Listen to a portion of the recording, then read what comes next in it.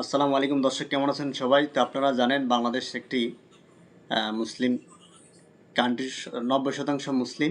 সে প্রেক্ষিতে 10% হচ্ছে হিন্দু, খ্রিস্টান এবং বৌদ্ধ বিভিন্ন ধর্মাবলম্বী।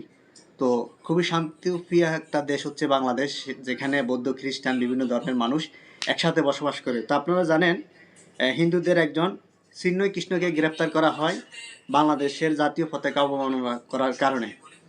এখন সে যদি যেই দলের হোক না কেন, যেই যে মতাদর্শী লোক হোক না কেন, সে যদি ক্ষেত্রে অপরাধী হয়, তার অবশ্যই সে শাস্তি পাওয়ার যোগ্য। এবং সে প্রেক্ষিতে হিন্দু সম্প্রদায়ের যারা আছে তারা বিভিন্নভাবে আজকে চট্টগ্রামে একজন আইনজীবীকে হত্যা করেছে এবং তারা বিভিন্নভাবে উস্কানিমূলক বক্তব্য দিচ্ছে এবং তাকে যাতে মুক্তি দেওয়া হয়। এখন সে যদি অপরাধী হয়, তার তো অবশ্যই শাস্তি সে পেতে হবে, কিন্তু সে কিভাবে তাকে তাদের আন্দোলন এবং তাদের তীব্র প্রতিবাদের কারণে তাকে মুক্তি দেওয়ার, তারা যেভাবে রাজপথে আন্দোলন সংগ্রাম করতেছে, তো আসলে হিন্দু সম্প্রদায়ের অবশ্যই এটা মাথায় রাখা উচিত। যেখানে 90% মুসলিম, সেখানে তাদের উপর আক্রমণ করা, তাহলে একটা দেশের জাতীয় পতাকার রাষ্ট্রদ্রোহিতার অপরাধীতে সে যদি রাষ্ট্রদ্রোহিতে অপরাধী সামিল হয়, অবশ্যই সে কিন্তু শাস্তি পাওয়ার যোগ্য।